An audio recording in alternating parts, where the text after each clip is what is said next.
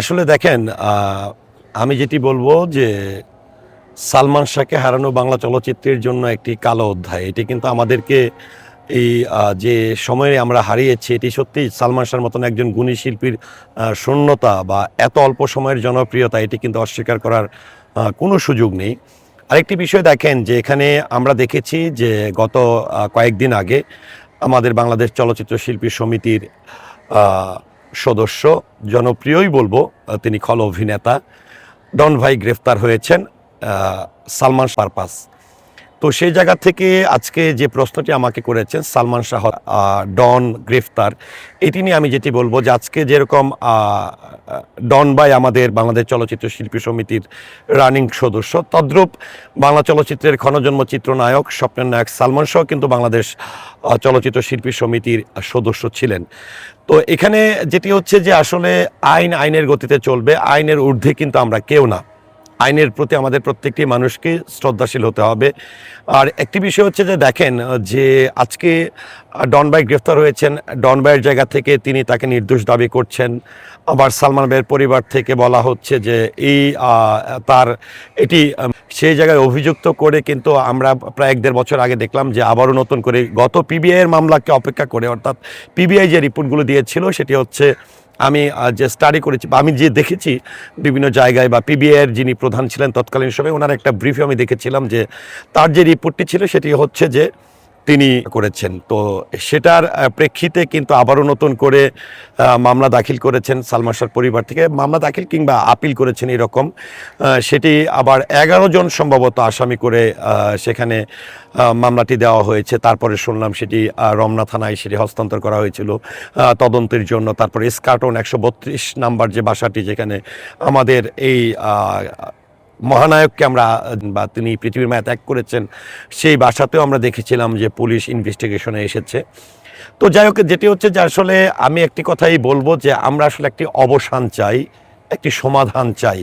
একদিকে যারা সারা দেশের কোটি কোটি সালমান ভক্তরা, তারা চায় যে আসলে সালমান শাহ কেন, কী কারণে, কীভাবে হয়েছে, এইটা আসলে স্পষ্ট হওয়ার দরকার আমি মনে করি। কারণ আজকে যেরকম ডন ভাই এখন জীবিত আছে বলে আমি ডন ভাইয়ের কথা বলবো, আবার সালমান শাহ পৃথিবীর মায়া ত্যাগ করে চলে গেছেন বলে তার পক্ষে কথা বলবো না, বিষয়টা এরকম না। কারণ আমি মনে করি যেই শিল্পী পৃথিবীর মায়া ত্যাগ করে চলে যাবেন সেও কিন্তু আমাদের এই শিল্পী সমিতির একটি ভিত্তি ছিলেন, আমাদের অস্তিত্ব ছিলেন। তো সালমান শাহ আর যে এই যে 30 বছর ধরে একটা ধোঁয়াশা যে আসলে সালমান শাহ কি, তো সেই জায়গা থেকে আমরা দেখেছি যে ডন ভাইকে তিনি উমরা করতে যাচ্ছিলেন, এয়ারপোর্ট থেকে তাকে গ্রেফতার করা হয়েছে। তো সে জায়গা থেকে আমি একটি কথাই বলবো, আইনের প্রতি শ্রদ্ধা রেখে, যে যদি সত্যি আইনের দ্বারাই প্রমাণিত হয়, আদালতে প্রমাণিত হয় এটার সঙ্গে ডন ভাই যুক্ত আছেন, আমি অবশ্যই এটির বিচার চাই। আর যদি তিনি মানে সঠিক বিচারটা আমি দাবি করছি, সঠিক তথ্যের মাধ্যমে, এটি যেন হেয়ালিপনা না হয়, সালমান শাহর পরিবারও যেন তারা আসলে এটা ক্লিয়ার হতে পারে যে আসলে বিষয়টা কি। সালমান শাহর পরিবারের চেয়ে আমি মনে করি সারা দেশের কোটি কোটি ভক্তদের মনের মধ্যে যে একটি প্রশ্ন যে আসলে সালমান শাহকে আমরা কেন অকালে হারিয়েছি, কি হয়েছিল, এটা স্পষ্ট হবে, এমনটাই কিন্তু আমি আইনের প্রতি শ্রদ্ধা রেখে বলতে চাই। যদি ডন ভাই সেখানে সত্যিই অভিযুক্ত হয় তাহলে অবশ্যই আইন তার সঠিক বিচার করবে। তিনি যদি অভিযুক্ত না হয় তাহলে ডন ভাই নিশ্চয়ই তার এই নির্দোষ প্রমাণিত হয়ে তিনি বেরিয়ে আসবেন, এমনটাই কিন্তু আমরা প্রত্যাশা করি। তবে ডন ভাইকে বেরিয়ে আসা বলি আর সালমান শাহ বলি, আমি একজন ব্যক্তিগতভাবে বাংলাদেশ চলচ্চিত্র শিল্পী সমিতি যেরকম সাংগঠনিক সম্পাদক, তদ্রূপ আমি কিন্তু নিজেও একজন সালমান ভক্ত। কারণ সালমান শাহর যতগুলো অনুষ্ঠান হয়, সালমান শাহর যে নিজেদের সিলেটের যে বাড়ি, মামার বাড়ি, সেই বাড়িতে বসে কিন্তু আমি এক টেবিলে বসে কুমকুম মামার সঙ্গে খেয়েছি।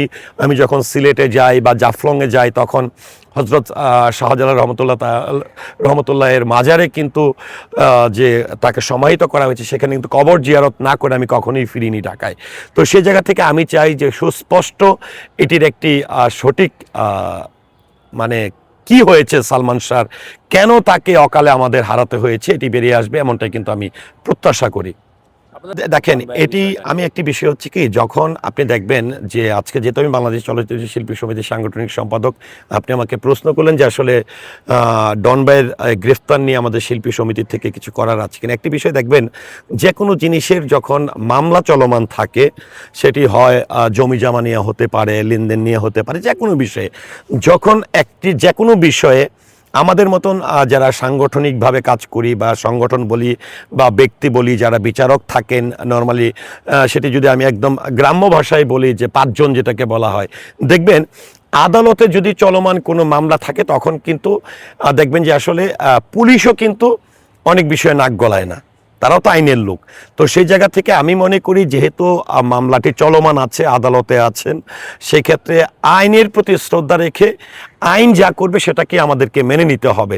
সেক্ষেত্রে অবশ্যই আমরা যেটি চাইবো সাংগঠনিকভাবে, চলচ্চিত্র শিল্পী সমিতির পক্ষ থেকে, আমি ব্যক্তিগতভাবে বলছি, আমি সমষ্টিগতভাবে বলছি না, যে অবশ্যই এই 30 বছরের যে অজানা তথ্য বা আসলে কেন সালমান শাহকে আমরা হারিয়েছি, আসলে কি সালমান শাহ, এই তথ্যটি স্পষ্ট হতে চায়। আর চাই না যে 30 বছরের জায়গায় 31-32 পেরিয়ে আমরা 40-এ যাই, অস্পষ্ট থেকে যাক সালমান শাহকে হারানোর সেই ঘটনাটি।